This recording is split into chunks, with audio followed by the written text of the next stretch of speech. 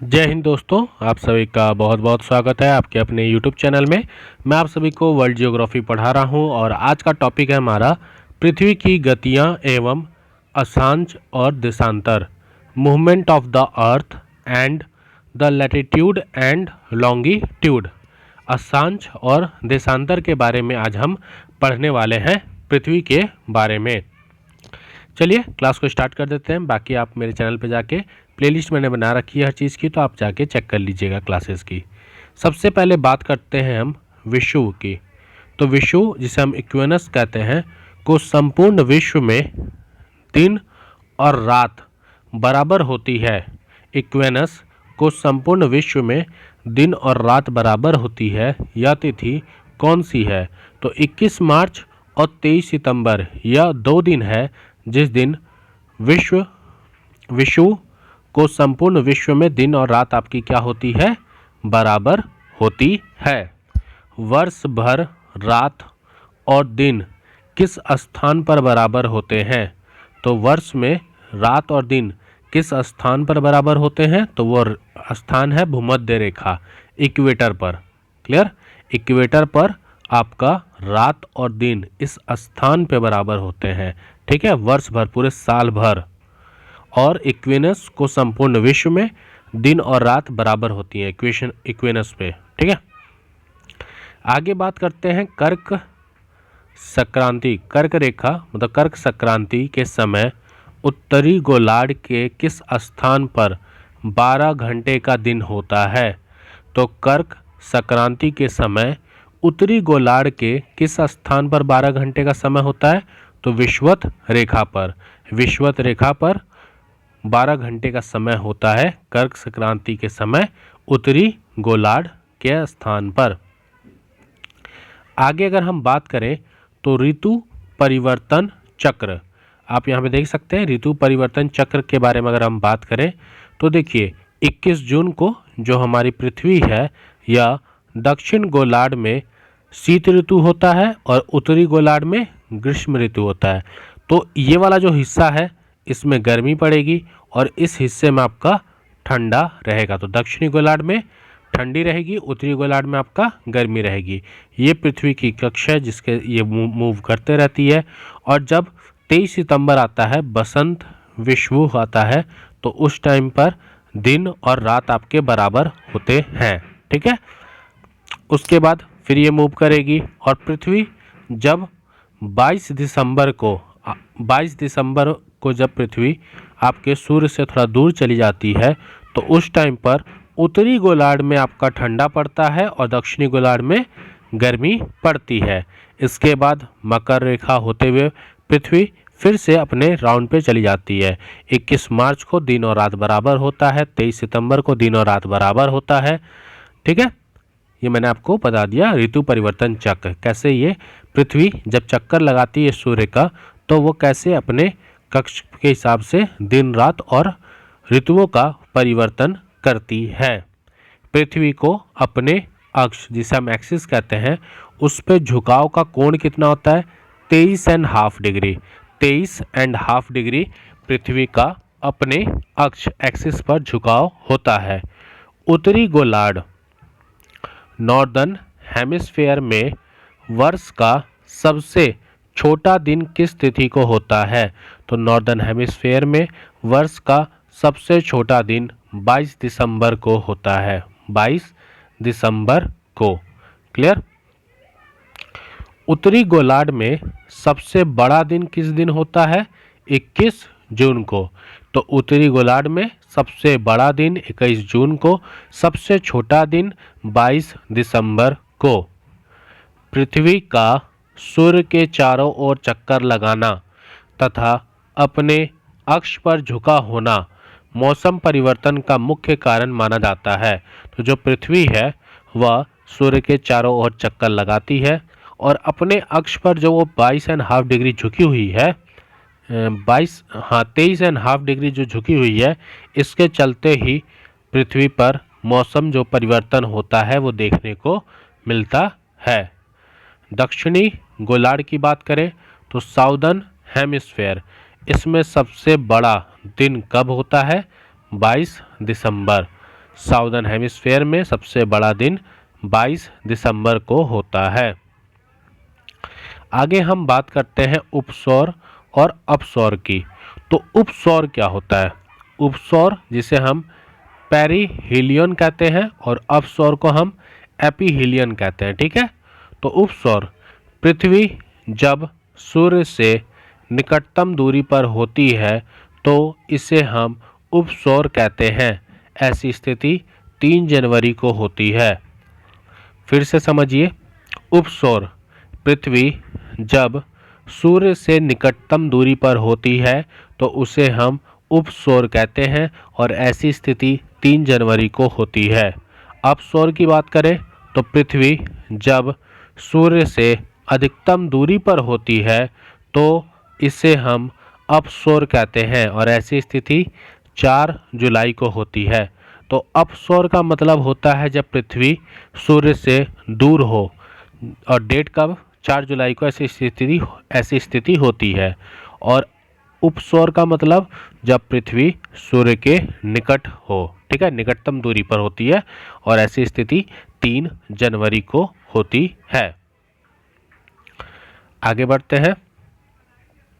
अगर हम बात करें ग्रीष्म अयनातम समर सॉलिस्टिक की, तो समर सॉलिस्टिक प्रतिवर्ष 21 जून को होता है। दोपहर में आपकी छाया, जो आपका शैडो है, किस तिथि को सबसे छोटी होती है? तो 21 जून को।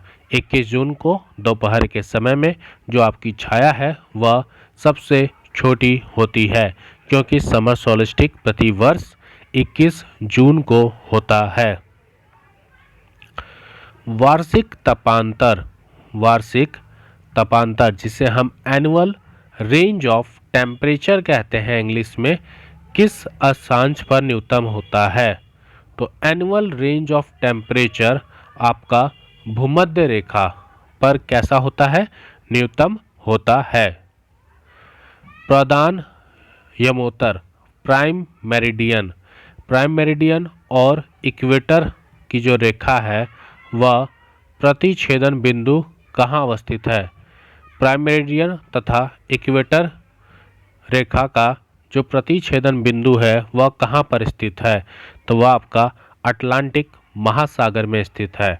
फिर से समझिए, प्राइम मेरिडियन तथा इक्वेटर रेखा का जो प्रतिच्छेदन बिंदु है वह अटलांटिक महासागर में स्थित है या अवस्थित है।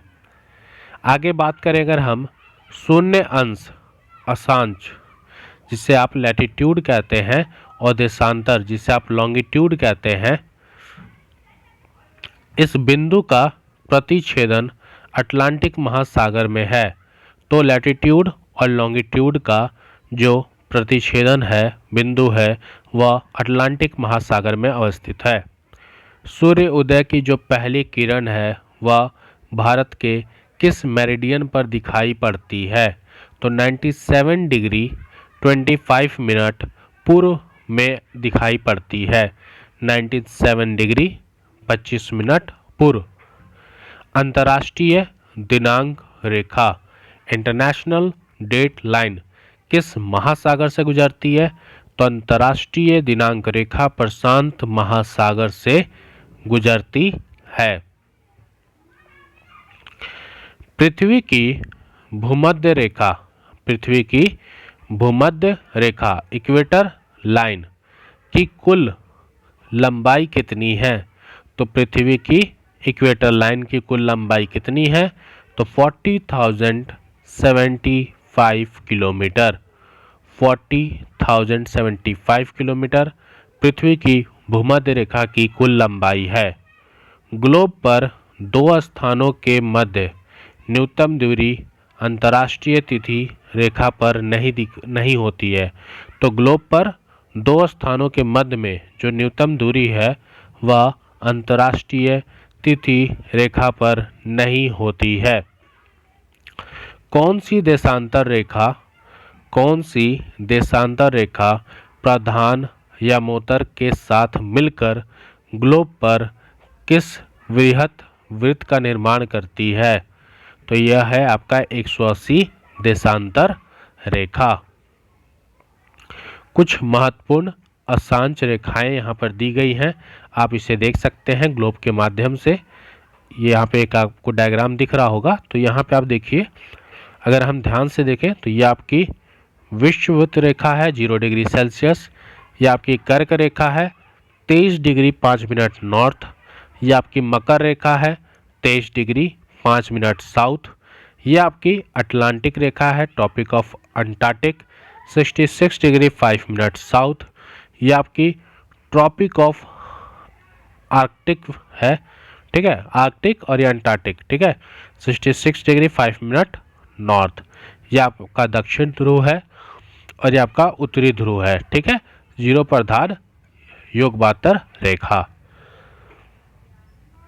आगे बढ़ते हैं। 0 से 5 डिग्री उत्तर और दक्षिण के मध्य में अक्षांश पेटी 7 अक्षांश, जिसे हम क्वाइट लैटिट्यूड के नाम से भी जाना जाता है। 0 से 5 उत्तर और दक्षिण के मध्य की जो पट्टी है उसे शांत अक्षांश क्वाइट लैटिट्यूड के नाम से जाना जाता है। Clear.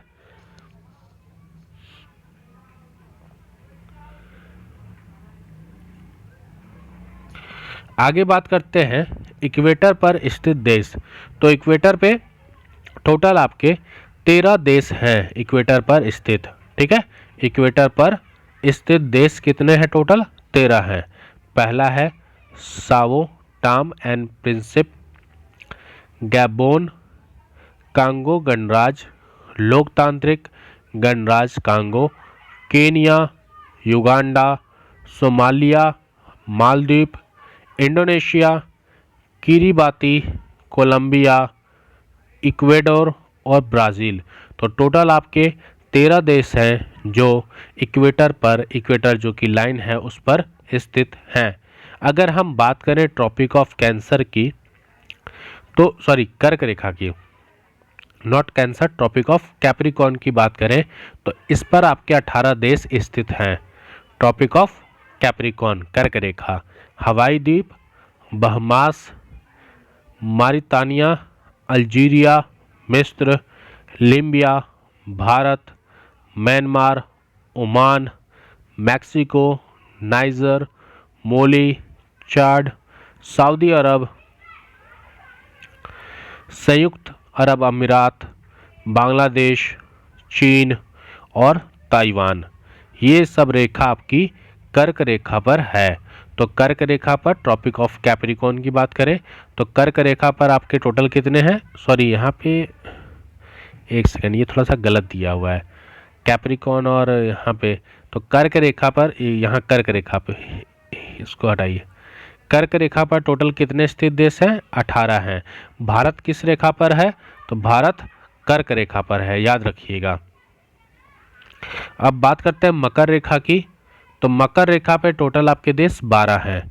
Brazil, Paraguay, Argentina, Chile, France, Botswana, Australia, Madagascar, दक्षिण अफ्रीका, नाम्बिया, मोजाम्बिक और टोंगा। ये सब आपके मकर रेखा पर है। तो मकर रेखा पर 12 और कर्क रेखा पर 18, ठीक है। मकर रेखा पर 12, कर्क रेखा पर आपके 18 और 13 आपके इक्वेटर पे। तो इक्वेटर, कर्क रेखा, मकर रेखा, हमने तीनों का एक साथ पढ़ लिया। अंतर्राष्ट्रीय तिथि रेखा के सबसे निकट कौन सा जल डमरू मध्य स्थित है? तो अंतर्राष्ट्रीय तिथि रेखा के निकट सबसे निकट कौन सा स्ट्रेट आपका स्थित है? तो बेरिंग जल डमरू मध्य, बेरिंग आपका स्ट्रेट आपका अंतर्राष्ट्रीय तिथि रेखा के सबसे निकट है। भूपट्टी क्रस्ट में सर्वाधिक मात्रा में पाया जाने वाला रासायनिक तत्व कौन सा है? तो भूपट्टी पर आपका ऑक्सीजन सबसे ज़्यादा मात्रा में पाया जाता है, 46.60%। यदि दो स्थानों की स्थिति में 90 डिग्री का देशांतर का अंतर होता है तो उनके मध्य कितने घंटों का अंतर आता है? 6 घंटे का अंतर आता है। क्लियर। तो 12 टोटल 12 घंटा है तो 12 इंटू 360, तो 360, तो एक में कितना हो जाएगा आपका, एक में हो जाएगा 30, तो एक में हो जाएगा 30, तो 90 डिग्री है, तो 90 डिग्री है तो एक में ये डिग्री दीजिए ना, 12 घंटा में 360 डिग्री होता है, तो एक घंटा में कितना डिग्री होगा, 30 डिग्री। बोला है 90 डिग्री में कितना होगा, तो 90 डिग्री में 3 होगा। क्लियर।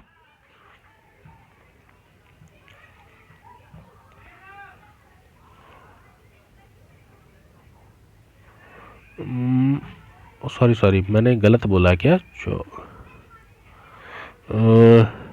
दो स्थानों के मध्य में 90 देशांतर के अंतर में कितने घंटे का अंतर है, 6 घंटे का अंतर होता है।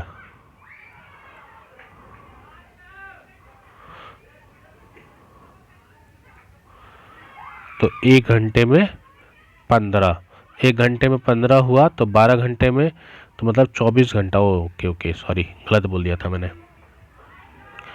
चलिए आगे बात करते हैं। एक घंटे में 15 डिग्री होता है, तो आपसे पूछा था कि 90 डिग्री में कितना घंटा होगा, तो 6 घंटा। क्लियर।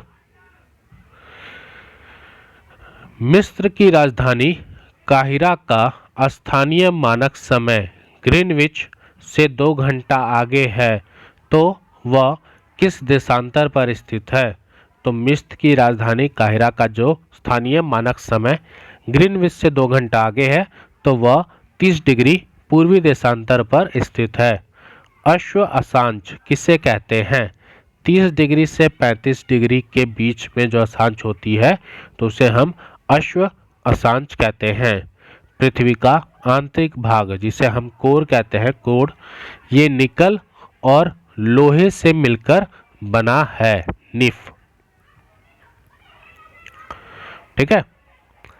जब 82.5 डिग्री पूर्व देशांतर पर, जब 82.5 डिग्री पूर्व देशांतर पर मध्य हो, तब किस देशांतर रेखा पर सुबह के 6:30 बजे होंगे। तो किस देशांतर पर, 0 देशांतर पर। ठीक है, क्योंकि 6:30 बोला है ना, तो 12, तो 12 से कितना आगे है, ये 5.5 घंटा आगे हैं हम, और यहाँ 82.5 डिग्री पूर्व देशांतर पर मध्य आना हो, मतलब 12 बज रहा है, तो किस देशांतर रेखा पर 6:30 बज रहे होंगे, 0 देशांतर रेखा पर। भूमध्य रेखा, एक चीज याद रखिएगा, जो भारत का है ना, भारत 5.5 घंटा जीएमटी आगे है ग्रीनविच टाइम से। भूमध्य रेखा, कर्क रेखा, मकर रेखा तीनों किस एक महाद्वीप से होकर गुजरती है, तो अफ्रीका महाद्वीप से होकर गुजरती है। पृथ्वी की उत्पत्ति गैसों को, गैस और धूल के कणों से हुई, यह किस विद्वान ने कहा है। पृथ्वी की उत्पत्ति गैसों और धूल के कणों से हुई है, यह ओ सिम्ड विद्वान ने कहा है। ठीक है। पृथ्वी की आयु निर्धारित करने के लिए किस विधि का प्रयोग किया जाता है, तो उस विधि का नाम है uranium dating method. Uranium dating method, इससे हम पृथ्वी की आयु नापते हैं। जीवाश्मीय साक्ष्यों के आधार पर पृथ्वी पर जीवन की उत्पत्ति कब मानी जाती है, तो 3.5 मिलियन वर्ष पूर्व पृथ्वी पर जीवन की उत्पत्ति मानी जाती है जीवाश्मीय साक्ष्यों के आधार पर। यदि किसी स्थान पर सुबह के 6 बजे है तथा उसी ग्रीनविच मध्य समय 3 बजे प्रातः है, तो उस स्थान की जो देशांतर रेखा है वह कितनी होगी, 45 डिग्री पूर्व होगी।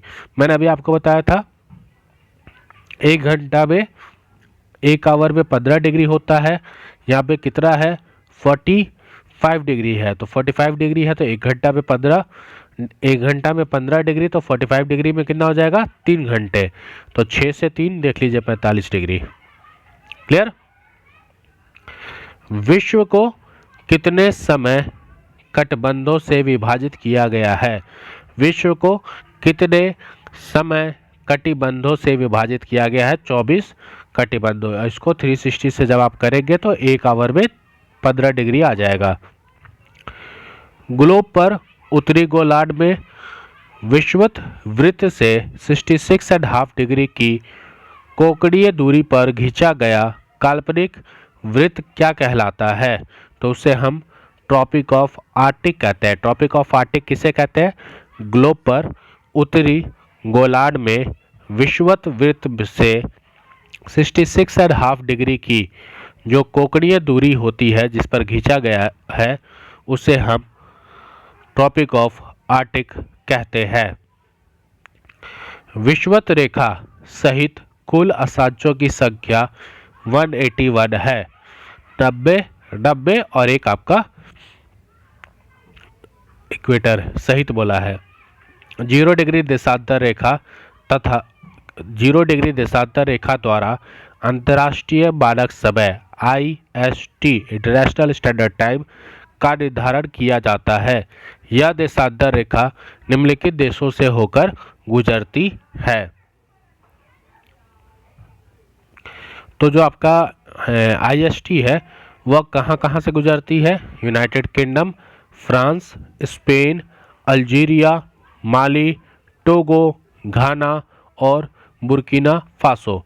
इन जगह से आपकी जो IST है 0 देशांतर रेखा वह गुजरती है। क्लियर? और एक और था आपका अंटार्कटिका। भूमध्य रेखा, अगर हम द इक्वेटर की बात करें तो इक्वेटर पर 1 डिग्री के अंतराल पर दो देशांतरों के मध्य 111.32 किलोमीटर की दूरी होती है। इक्वेटर पर 1 डिग्री के अंतराल पर दो देशांतरों के बीच में 111.32 किलोमीटर की दूरी होती है। क्लियर? तो आज की क्लास में movement of the earth, latitude, longitude, ये सारी चीज़ें आपकी क्लियर हो गई। वर्ल्ड जियोग्राफी की क्लासेस चल रही हैं। NCERT सार संग्रह बुक का नाम है। पॉलिटी, इकोनॉमिक्स, हिस्ट्री, ये सारी चीज़ें आपकी कंप्लीट हो गई है। इंडियन ज्योग्राफी भी आपका कंप्लीट हो चुका है। तो आप मेरे यूट्यूब चैनल पे जाके प्लेलिस्ट में जाके देख लीजिएगा। वीडियो अच्छी लगी हो तो वीडियो को लाइक कर ले, शेयर करें, सब्सक्राइब कर ले चैनल को। मिलते हैं अपने नए वीडियो में। जय हिंद, जय भारत।